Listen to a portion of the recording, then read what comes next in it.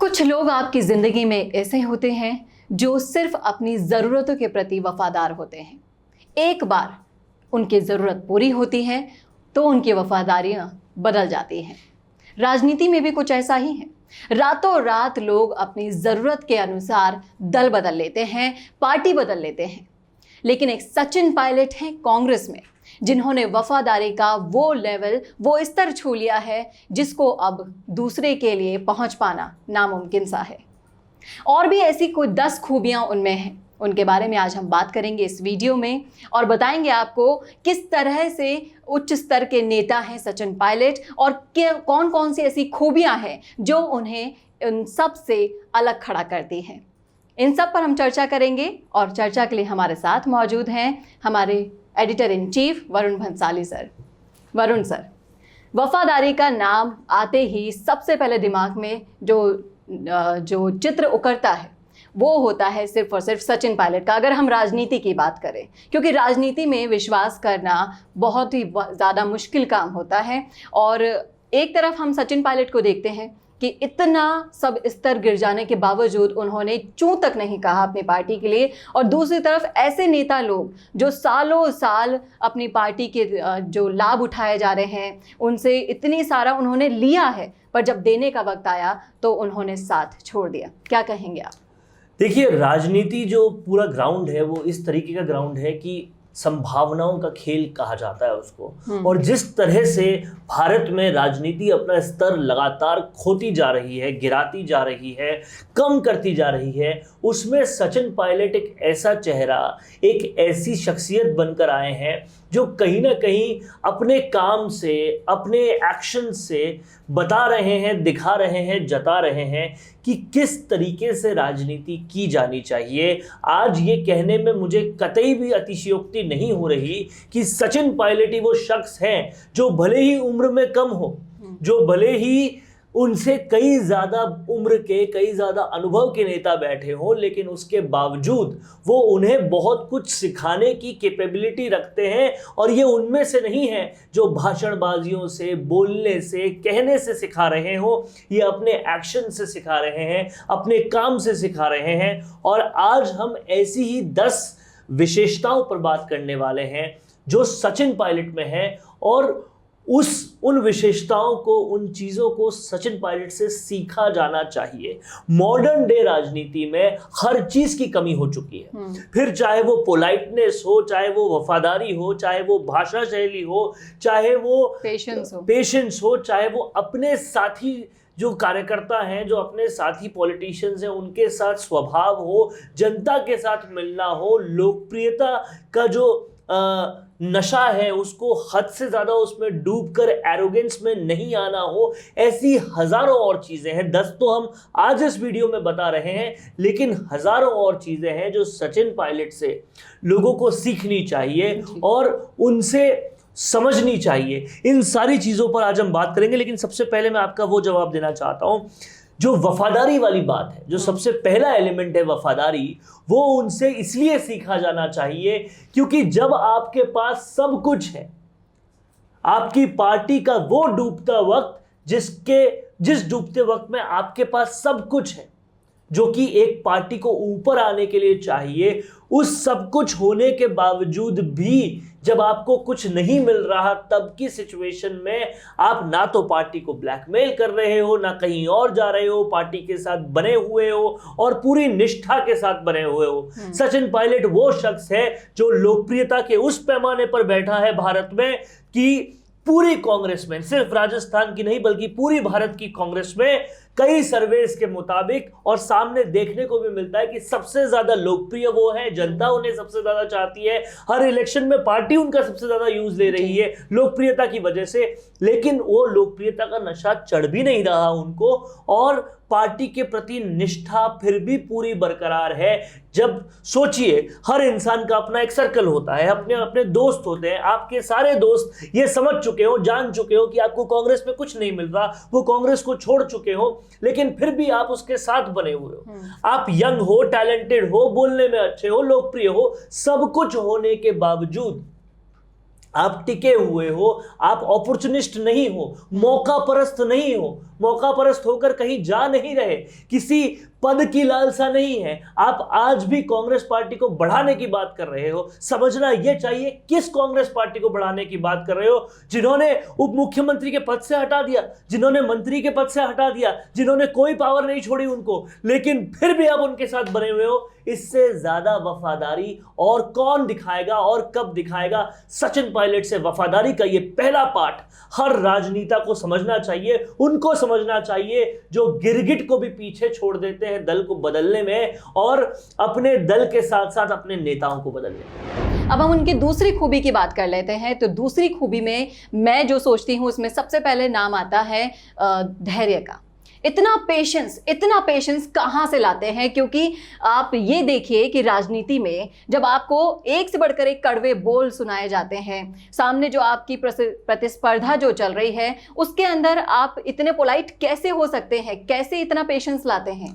देखिए, आप युवा हैं, एनर्जेटिक हैं, हर जगह जा रहे हैं, लोगों से मिल रहे हैं, लोग आपको पसंद कर रहे हैं। इन सब चीजों के बावजूद आपने धैर्य का जो उदाहरण दिया है, सचिन पायलट ने पेशेंस की जो पराकाष्ठा दिखाई है, वो वाकई सीखने योग्य है। न सिर्फ पॉलिटिशियंस को बल्कि हमारे यूथ को, किसान को, हर किसी को सीखना चाहिए कि धैर्य आखिर होता क्या है। सोचिए, कौन है सचिन पायलट? दिमाग पर जोर डालिए, कौन है सचिन पायलट? 20 सीटों से 100 सीटों तक लाने वाले कांग्रेस के वो शख्स, जब लोगों ने, कार्यकर्ताओं ने, नेताओं ने, सबने उम्मीदें छोड़ दी थी कि कांग्रेस का कुछ हो भी सकता है, जब मोदी की अपनी जो चरम सीमा है, जो अपनी लोकप्रियता है, वो सबसे चरम सीमा पर थी, उस वक्त पर सचिन पायलट 20 से 100 तक लेकर आए। यानी कि कांग्रेस को फर्श से अर्श तक पे ले जाने वाले वो थे। उसके बावजूद उनको मुख्यमंत्री पद पहले नहीं मिला और फिर तब भी उन्होंने धैर्य रखा, कोई बात नहीं। उसके बाद वो वादे, वो कस्में जो खाकर, खिलाकर लोगों को उन्होंने 20 से 100 सीटें तक लाए थे, जो वादे वो करके आए थे, उनके फेस पर हुए थे, वो वादे जब पूरे नहीं हो रहे तब दिल में दर्द हुआ उनके। उन वादों पर जब काम नहीं हुआ, उस वजह से वो नाराज हुए कि जो जनता को हम वादे करके आए हैं, कार्यकर्ता वादे करके आए हैं, वो पूरे नहीं करोगे तो मेरी क्रेडिबिलिटी, पार्टी की क्रेडिबिलिटी क्या बचेगी? और उस नाराजगी को दिखाते हुए, वो कोई पद की नाराजगी नहीं थी, वो इस बात की नाराजगी थी कि जनता को किए हुए वादे पूरे नहीं हो रहे। उस नाराजगी को दिखाते हुए वो गुस्सा होकर कहीं चले गए। लेकिन जब बात आई कि एड्रेस होगा उस पर, आला कमान से बात की, पूरी तरह से कांग्रेस आला कमान को अपने कॉन्फिडेंस में रखकर सारी चीजें की, तब वो पूरी तरह से शांत हो गए। उनको तब लिया हुआ पद वापस नहीं मिला जी। आज तक नहीं मिला। वो फिर भी धैर्यवान है। हर स्पीच सुन लीजिए, हर स्टेटमेंट सुन लीजिए, हमेशा कांग्रेस को बढ़ाने की बात करते हैं।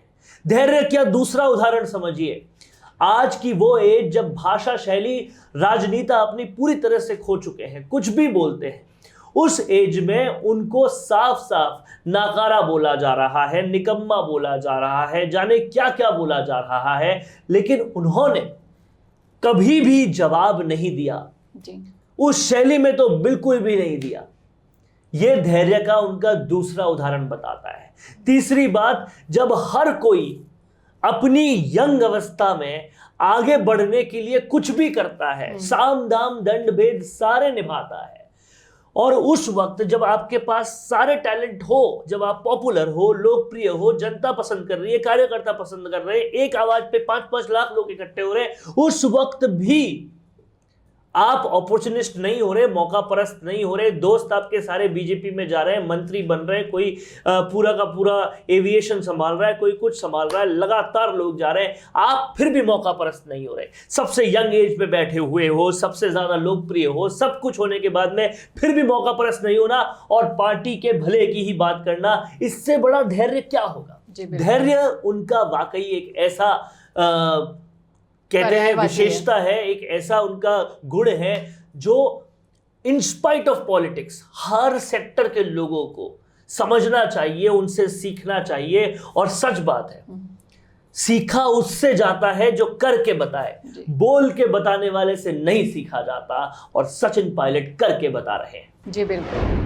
अगर हम देखें राजनीति को तो यहाँ पर ये ज़माना आ गया है कि अब तो टिट फॉर टैट जैसी सिचुएशन बन जाती है कि ठीक है, अगर आपने ऐसा किया तो हम आपको जवाब देंगे ही देंगे। तो यहाँ अगर हम सचिन पायलट को देखते हैं तो वो इतना सब कुछ सुनने के बाद भी बिल्कुल शांत रहते हैं। और दूसरी चीज़ आप ये देखिए कि आज तक उन्होंने अपने ही उन कोसने वालों को कभी भी उल्टा सीधा नहीं सुनाया, और आला कमान उनके लिए सर्वोपरि ही है। और यही उनकी तीसरी सबसे बड़ी क्वालिटी बताता है, जो उनकी भाषा शैली में शालीनता है। आप ये समझिए कि इतने यंग होने के बावजूद उनसे बुजुर्ग कई और नेता हैं जो अपनी भाषा शैली खो चुके हैं, कुछ भी बोलते हैं, किसी भी तरह की भाषा इस्तेमाल में लाते हैं। सचिन पायलट का आप एक स्टेटमेंट सुन लीजिए, वो किसी को बुरा भला बोलना तो दूर, भाषा की गरिमा इस तरह की रखते हैं कि आज के राजनेताओं को समझना चाहिए, सीखना चाहिए कि सभ्य भाषा में,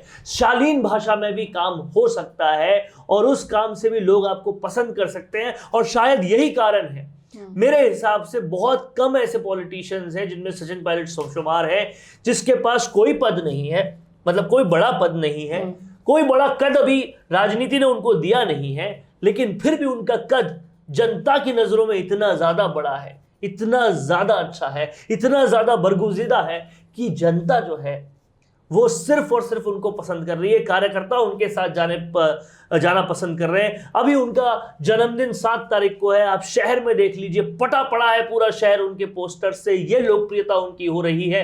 पहला मैंने ऐसा नेता देखा है जिसके पास पावर राजनीति ने नहीं दी उनको भले ही, लेकिन उनके पास फिर भी लोकप्रियता की वो पावर है जो उनकी शालीनता से आई है, उनकी सभ्यता से आई है, उनकी सहन शक्ति से आई है, उनकी इतने अच्छे एटीट्यूड की वजह से आई है कि चाहे सुबह हो या शाम, जनता जब मिलने आती है तो पूरा का पूरा उनका घर भर जाता है, सड़कें भर जाती है, मंच भर जाता है, पर वो शालीनता वो खोते नहीं।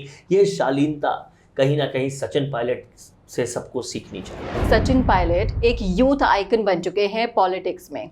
जैसा कि उनके सभी दोस्त अपनी पार्टी छोड़कर जा चुके हैं, लेकिन कहीं ना कहीं अभी भी उनको विश्वास है कि उन्होंने जो सब्र रखा है उनको मीठा फल जरूर मिलेगा।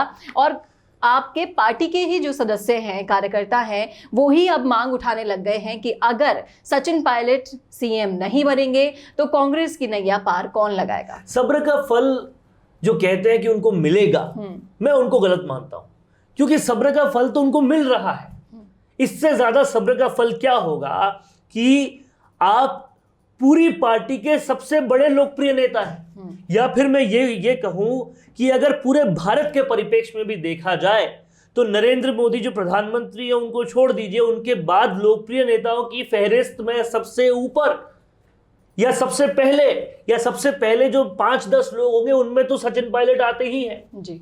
आपको जनता इतना पसंद कर रही है, कार्यकर्ता इतना पसंद कर रही है। मैं आज आपको ये बात साफ शब्दों में लिख के कह सकता हूं कि अगर आज सचिन पायलट चाहे अपनी पार्टी बनाना, अपनी पार्टी में बनाकर इलेक्शन कॉन्टेस्ट करना, वो फिर भी जीतने की कगार पर है जी। वो इसलिए क्योंकि वो सीधी सादी बात है, वो अपना पूरा जो उनकी विशेषताएं हैं, जो उनके गुण हैं, वो उन पे रेगुलर एक्सरसाइज कर रहे हैं और जनता को एक बहुत ही विश्वसनीय नेता बन के दिखा रहे हैं। जनता जिन पर विश्वास कर सके, जिनको क्रेडिबल मान सके, तो उनको उनके सब्र का फल ऑलरेडी मिल रहा है। उनको पूरी जनता उनके साथ दिखाई दे रही है। आज भारत के दूसरे या तीसरे नंबर के सबसे लोकप्रिय नेता वो हैं। इससे ज्यादा एक डेमोक्रेसी से आपको क्या चाहिए? पार्टी पावर नहीं दे रही, वो एक दूसरी चीज है, वो भी अगर नहीं देगी तो पार्टी के लिए ज्यादा नुकसान है, सचिन पायलट के लिए नहीं। जी। सचिन पायलट इतनी बड़ी शख्सियत होने के बावजूद बहुत ज़्यादा डाउन टू अर्थ हैं। लोगों के बीच में, गाँव में, ढानियों में जाकर रहना, उनके बीच नाइट स्टे तक उन्होंने किया है। तो एक और ये खूबी निकलकर सामने आती है कि वो इतनी बड़ी शख्सियत होने के बावजूद भी पार्टी के लिए बिल्कुल डाउन टू अर्थ हैं। जहाँ पर लोअर क्वालिटी में भी अगर उनको सुविधाएं नहीं मिलती है तो भी वहाँ पर वो रहकर पार्टी के लिए पूरी तरह समर्पित हो जाते हैं। देखिए, सफल शख्स वही होता है जो सफलता में ऐसी ऊंचाई छुए कि उसका जो सर है वो आसमान से ऊपर चला जाए लेकिन फिर भी पैर जमीन पर रहे। और यही बात सचिन पायलट सभी लोगों को सिखा रहे हैं, बोल के नहीं करके सिखा रहे हैं। मेरे हिसाब से जितने भी पॉलिटिशियंस हैं राजस्थान समेत भारत के, उनमें से बहुत कम ऐसे लोग हैं जो वोट लेने के बाद, जीतने के बाद बार बार लगातार ना तो सिर्फ अपने क्षेत्र में जा रहे हैं बल्कि दूसरे क्षेत्र में भी जा रहे हैं, लोगों से मिल रहे हैं, लोगों के बीच मिल रहे हैं, अपने क्षेत्र के लोगों से घर पे रोज मिल रहे हैं। सचिन पायलट के घर का लवाजमा देखिए, रोज सुबह का इतने लोगों से मिल रहे हैं, और न सिर्फ मिल रहे हैं, उनकी मदद भी हर संभव तरीके से कर रहे हैं। जाके पूछिए टोंक की गलियों से, टोंक के खूचों से, टोंक के लोगों से, आपको हर शख्स ये गवाही देता मिलेगा कि हमारा नेता जिसको हमने चुना है वो हमसे इतनी बार मिलने आया जितनी हमने भी अपेक्षाएं नहीं की थी। इतने उद्घाटन, इतने काम, इतनी सड़कें आपके पास भले ही पद नहीं हो